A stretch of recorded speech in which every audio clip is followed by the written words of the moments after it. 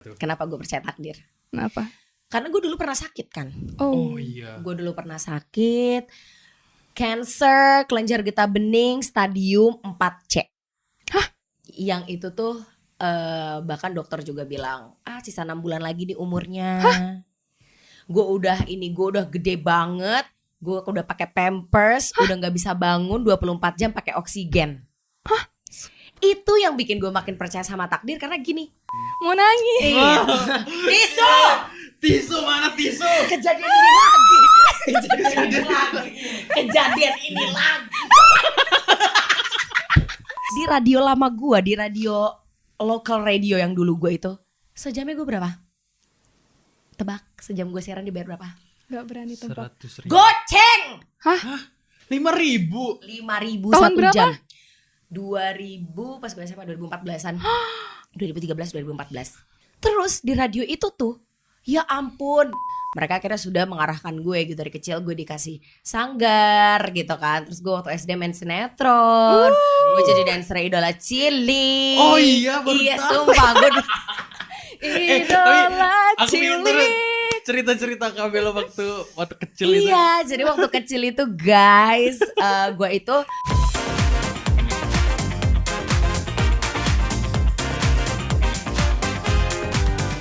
Hai guys. Gak apa-apa banget kalau kalian masih bingung karena kita baru dewasa juga.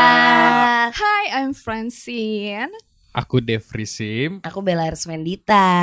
Kita bakal ngomongin terkait takdir. Takdir. Menurut kalian, kalau misalkan kita sekarang ada di titik ini nih, yang tadinya mungkin kalian di Siantar, gue di Jakarta, gue kerjanya apa, kalian kerjanya apa, sekarang ada duduk bertiga di podcast ini, itu jalan takdir gak sih? Ya. Jalan takdir. Ini adalah takdir. Enggak sih, ini pilihan. Jadi kita pilihan Yes. sini. Menarik. Ya, pilihan yang baik. Oh, pilihan keberapa? Prioritas. Tapi kalian percaya nggak sama takdir? Konsep takdir. Emang kalian ngerti takdir itu apa? Memahami takdir itu gimana? Takdir itu kayaknya sesuatu yang memang sudah dituliskan sama kita. Kita? Sama kita. Iya nggak Allah sih? ditakdirkan sama Allah Nah. untuk kita. Nah, iya. Udah ada nih gitu. Aku percaya lagi sama takdir.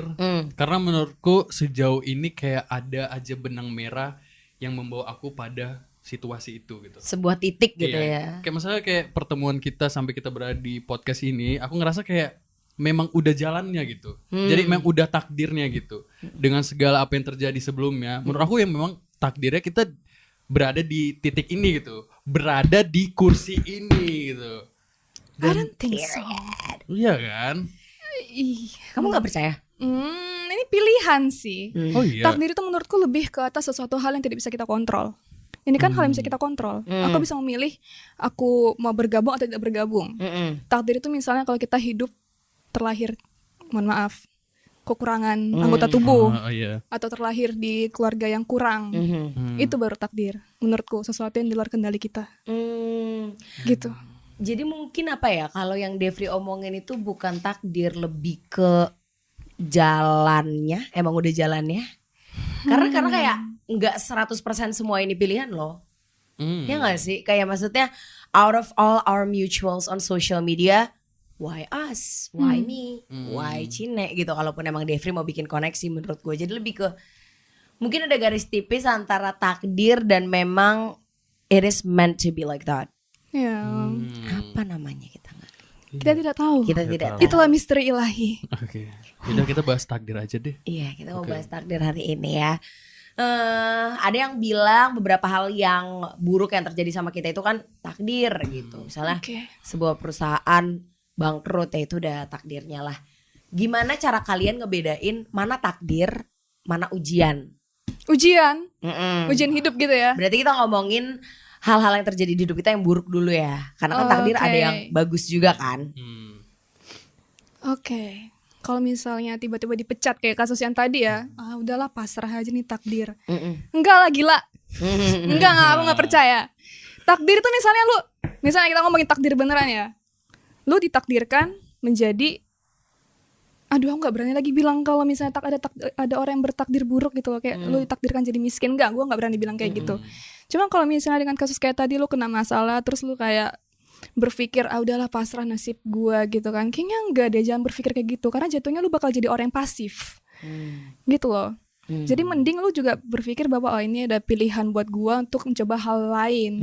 Karena kalau tetap berpikiran kayak ini adalah takdir, jadinya lu nggak bakal nyoba hal baru lagi jadinya. Dan akan menyalahkan keadaan, menyalahkan semesta, menyalahkan Tuhan gitu kan. Kayaknya punya mentality yang kayak ini takdir itu nggak baik juga ya. Karena takdir itu kan apa ya, kayak dengan kita ngomong kayak gitu tuh kita secara nggak langsung pasrah. Misalnya belum nikah sampai udah tua gitu, ya udah takdirnya gini, ya usaha apa yang udah dilakuin gitu kan. Tapi kalau soal jodoh susah tau Kak. Jadi jodoh takdir apa bukan? Nah itu dia. Karena ada memang orang-orang yang tidak memiliki jodoh, maksudnya kayak emang takdirnya adalah hidup sendiri. Jodoh itu takdir apa bukan gue nggak tahu ya. Tapi mari kita bahas yang bisa kita bahas saja. Itu kayak ada beberapa hal-hal di kehidupan ini yang baik gitu.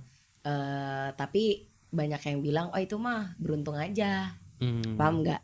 Misalkan kayak kita dapat kerjaan yang bagus, terus jalan kita tuh smooth terus dari sekolah sampai kuliah sampai kerja itu smooth terus. Menurut lo itu takdir, hasil kerja keras, apa keberuntungan? Gabungan gak sih? Gabungan ya? Gak tahu sih, gini ya. Kita ngomongin satu kasus nih, misalnya ada 2 orang yang pengen banget masuk ke satu universitas. Dua-duanya saling kerja keras. Tapi emang ada 1 orang yang dia tuh lebih beruntung. Atau mungkin 2 orang tua, kita nggak tahu. Tapi ya udah, yang ternyata yang masuk malah salah satunya. Sedangkan kerja kerasnya itu barengan gitu. Itu gimana tuh? Rezeki juga kan? Rezeki apa takdir? Aku malas. Keberuntungan apa takdir? Aku nggak percaya lagi istilah keberuntungan. Karena menurut aku nggak ada orang yang beruntung. Orang yang dapat sesuatu itu memang karena kerja keras dia. Memang bukan kerja keras yang dilakukannya saat itu. Bisa jadi kerja keras yang memang udah dilakukan dari lama, tapi dia baru dapat sekarang gitu loh. Contohnya gitu. Jadi kayak keberuntungan itu aku masih yang kayak masih kurang-kurang percaya. Karena aku selama ini hidup kayak semua yang aku dapatin itu kalau di recall lagi, dipikirin lagi, ternyata aku udah ngelakuin usaha jauh dari sebelumnya gitu loh. Jadi kayak contoh deh, waktu aku cerita dikit ya, waktu aku naik di TikTok, itu aku sebenarnya mulainya dari tahun 2016 atau 15 gitu. Udah lama banget kan. Terus aku tuh sering buat musikali, buat video, buat film pendek. Gak ada yang naik. Sampai di tahun 2019 aku kayak nggak main sosmed lagi. Terus pas 2020 aku coba main lagi. Pas 2020 malah naik.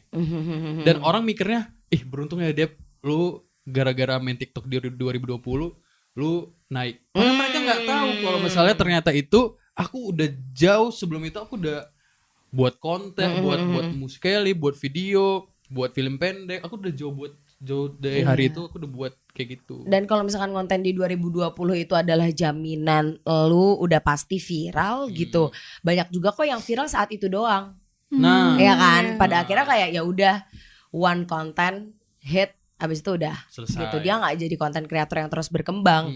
Jadi sebenarnya mungkin bisa berawal dari beruntung, tapi lo maintain itu kerja keras. Dan sama sih gue kayaknya setuju deh. Kalian tau gak sih Sabrina Carpenter itu? Gue waktu awal-awal dia naik gara-gara lagu Nonsense, terus awal dia rebranding sekarang itu dia naik.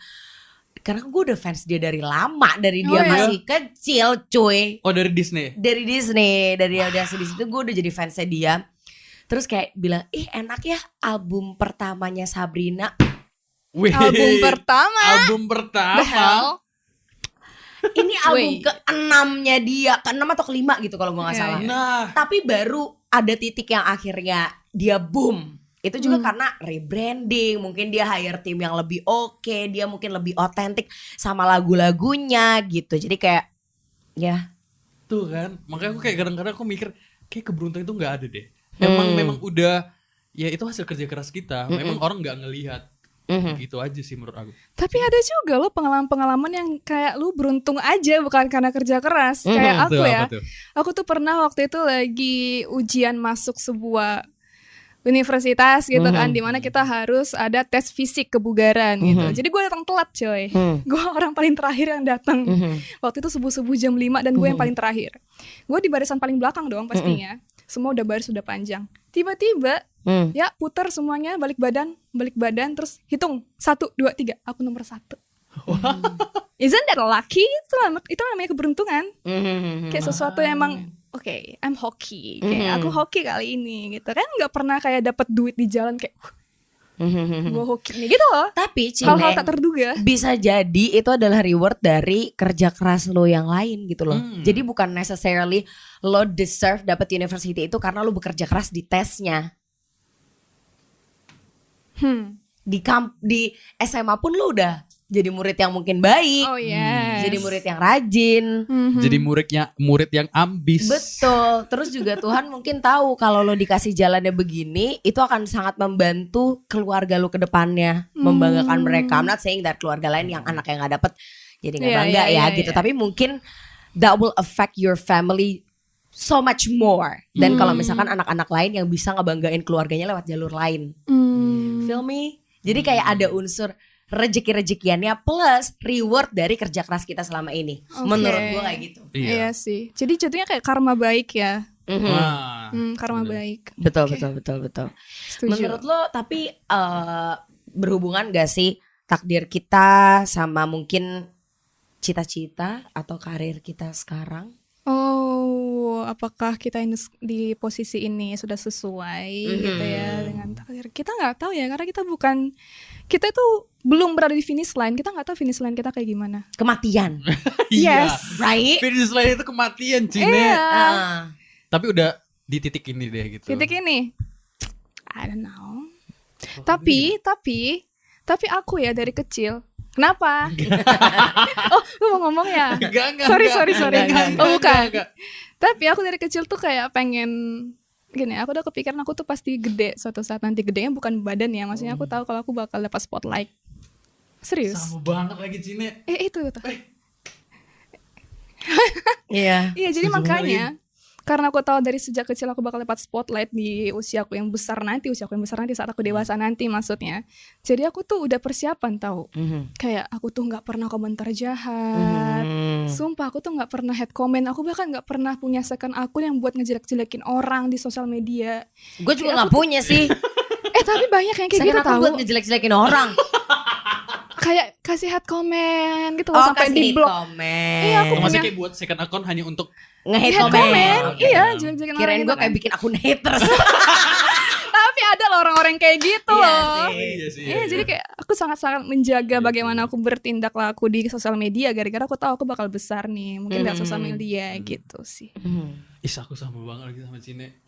Kayak aku itu dari waktu kecil itu kayak mikir kayak aku bakal gede deh. Maksudnya kayak bakal jadi orang yang mungkin berdampak, berimpact gitu. Makanya memang pas mau menuju ke hal itu aku tuh kayak bener-bener yang kayak ngelihat nih kanan kiri. Maksudnya kayak aku nih harus tahu gimana cara aku mau ke sana kayak gitu.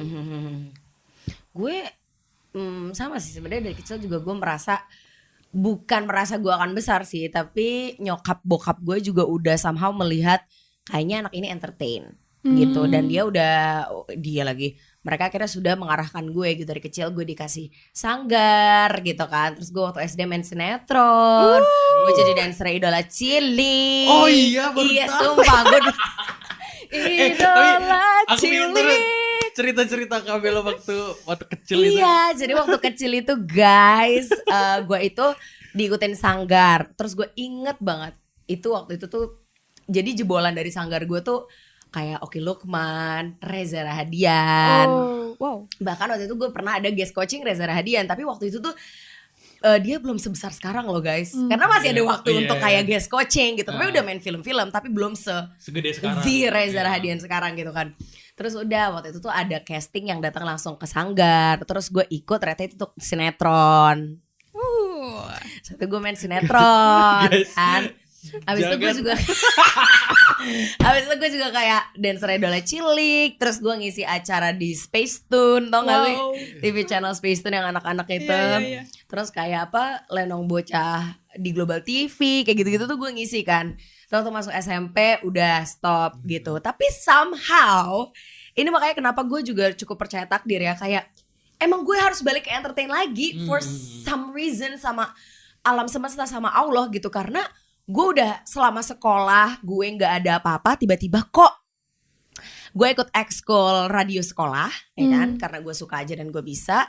Terus dibilang ada lomba nih, lomba di radio lokal, lomba siaran radio. Ya udah kan, gue kira yang menang dapat piala, dapat duit, ya kan? Pas gue dateng, ini kok orang-orang mukanya tua-tua, kayak nyari duit nih gitu. Ternyata yang juara 1 jadi penyiar radio di radio lokal itu.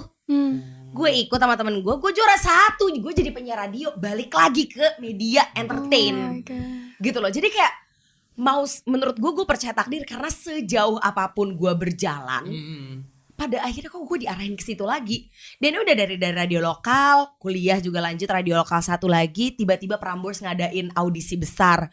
Gue masuk, terus udah sampai sekarang gue masih di industri radio.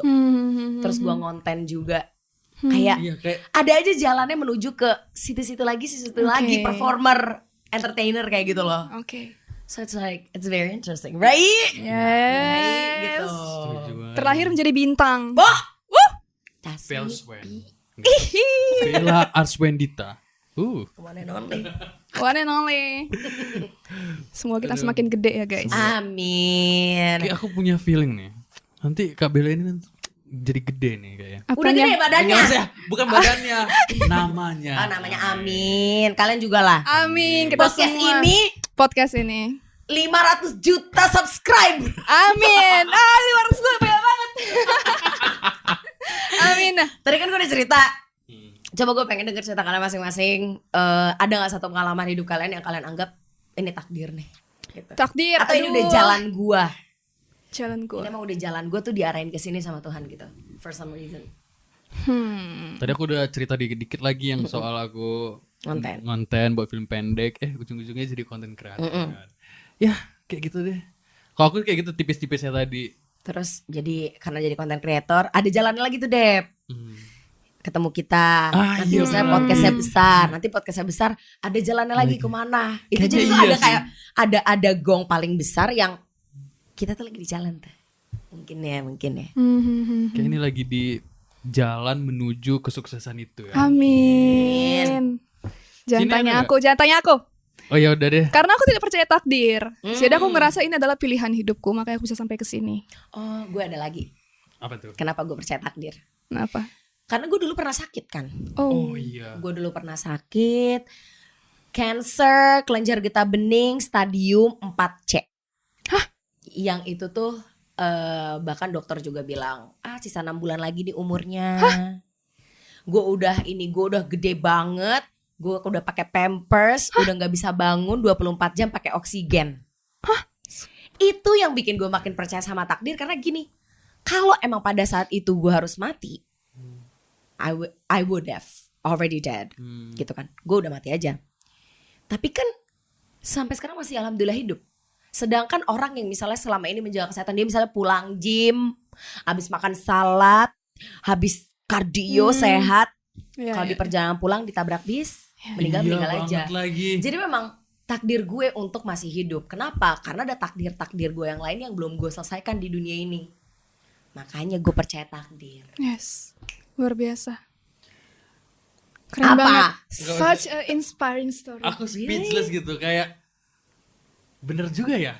Right? Ternyata memang ada takdir yang dibuat untuk kita karena memang ada takdir-takdir lain yang belum diselesaikan.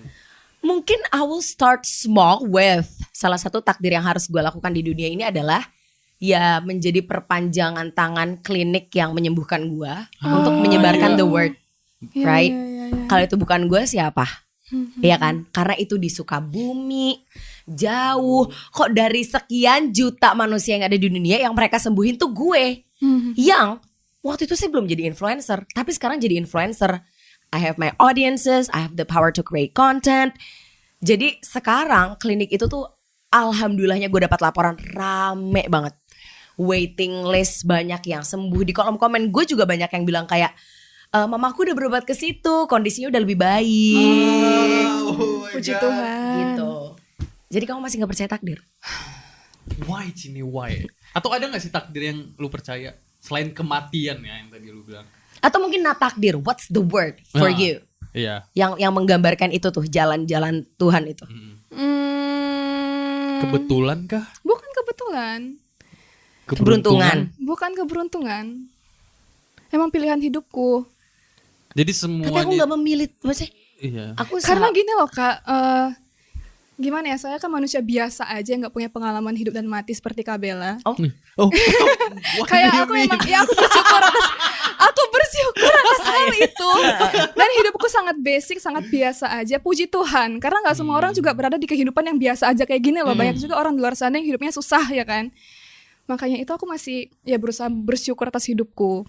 Tapi terkait takdir, sesuatu hal yang di luar kontrolku, untuk sekarang aku belum pernah merasakannya, dan aku puji Tuhan banget atas hal itu juga gitu sih. Jadi aku tidak bisa berbicara soal takdir karena aku belum pernah melewati hal-hal yang benar-benar aku sebut takdir. Gitu loh. Oke. Gue pengen mungkin ya, let's say takdir is not the word for you. Tapi gue pengen specifically Cine cerita sama sih, kayak satu hal yang mungkin benang merah dari the you that you are today. Kayaknya aku masih berproses sih. Aku belum bisa jawab karena aku merasa aku ini masih berproses.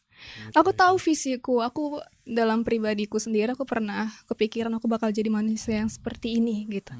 Tapi itu bukan apa yang sekarang. Dan aku juga lagi berproses akan hal itu. Aku tidak tahu ya apakah visiku pada saat ini itu adalah takdirku yang akan ditentukan. Karena aku masih berproses, jadi aku belum bisa jawab. Oke. Kayak gitu. Tapi at least are you on the track? Yes. Oh ya? Ya. Emang kalian gambarannya hidup kalian ke depan kayak apa, guys? Aku belum berani bilang lagi. Belum. Kalau aku ya, nanti itu kamera di sini banyak. Woi. Terus aku kayak Woi. Jangan sampai kayak gitu pakai rompi oren.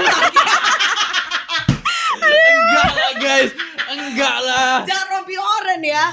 Rompi hitam. Spesifik dong, apa Iya. begini depan kamera apa? Ceritanya siapa? Apa? Artis, aktor Hollywood. Apa lo? Musisi. Coba nyanyi. Punya cita-cita tuh juga ngaca ya. Tiba-tiba musisi. Dia gak pernah nyanyi loh. Tiba-tiba musisi. Bukan gak pernah nyanyi, kalau nyanyi jelek. DJ kali, DJ kan ada yang bikin lagu, bikin musik. Enggak sih, mungkin lebih ke director. Oh, director. Oh, Atau oke. kayak entah produser. Oh, gitu. jadi begini-gini tuh jadi kayak lo lagi gala premier. Oh iya. Atau kayak disandingkan, maksudnya kayak aku itu di antara aktor dan aktrisku dan aku itu direkturnya gitu. Nanti kalau udah jadi director besar, hire-nya kita dong. Iya. Jadi talent. Nanti masuk waiting list ya. Bukan prioritas, sakit. Gimana dah? Enggak. Tetaplah kalian itu prioritas lah ya. Bagus. Tunggu aja tanggal mainnya ya kak. Amin. Doain ya guys. Apapun yang terjadi pokoknya depan kamera nanti banyak. Asalkan jangan pakai baju oranye ya.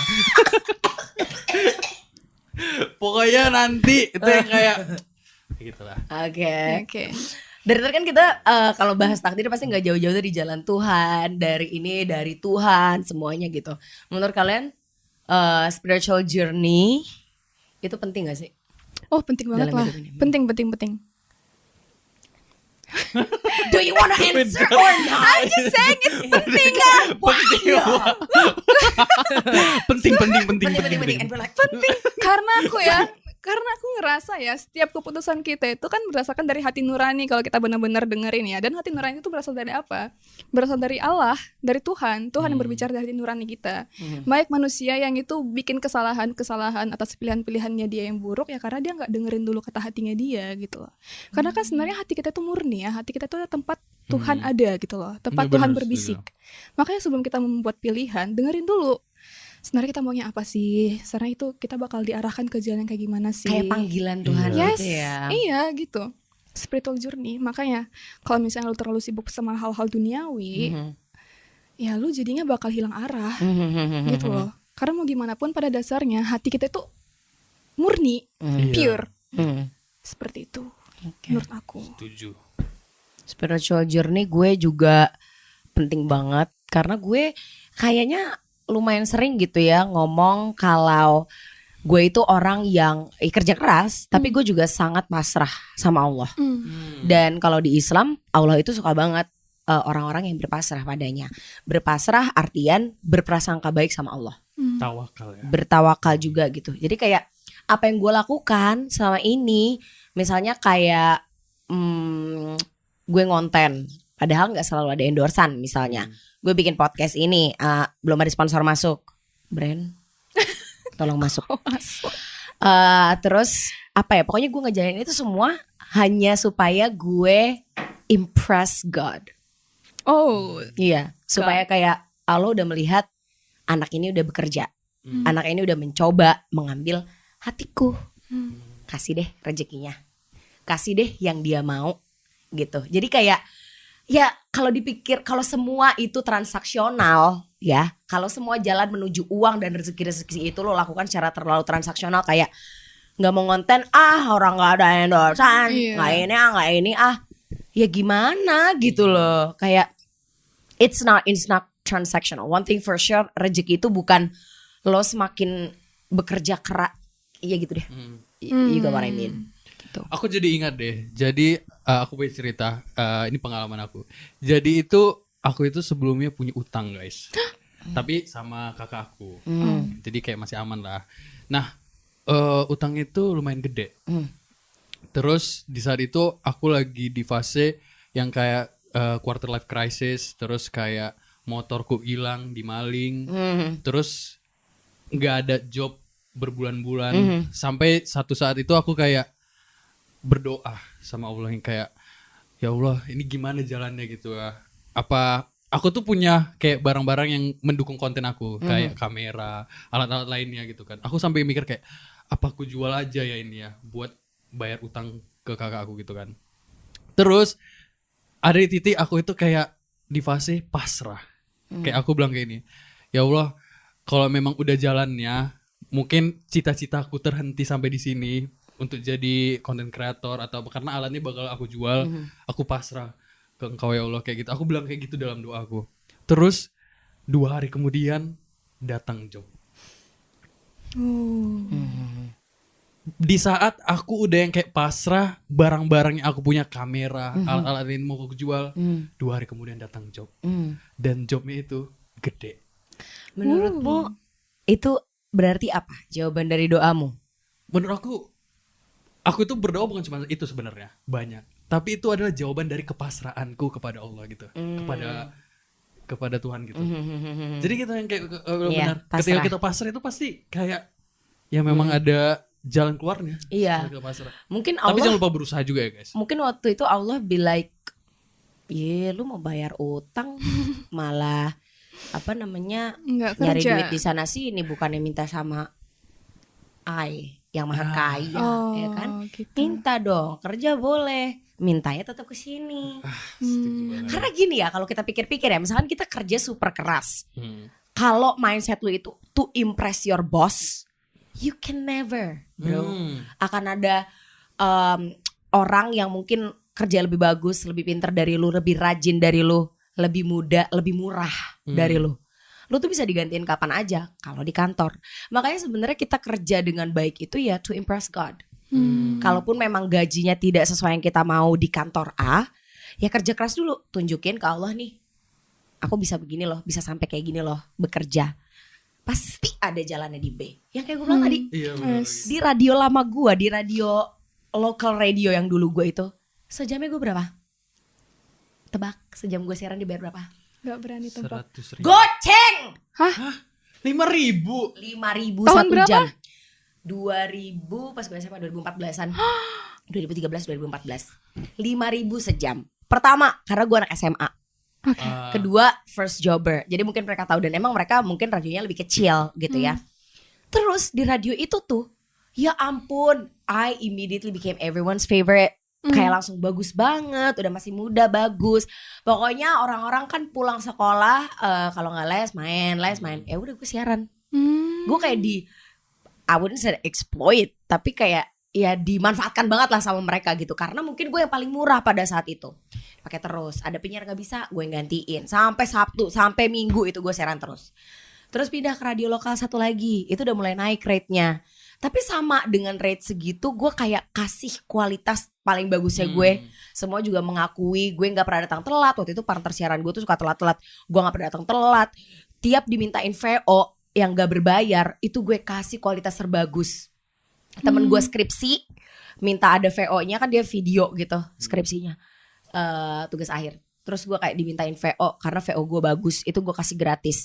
Sampai akhirnya mungkin Tuhan juga kayak, ini anak batu ya, kasih deh Prambors.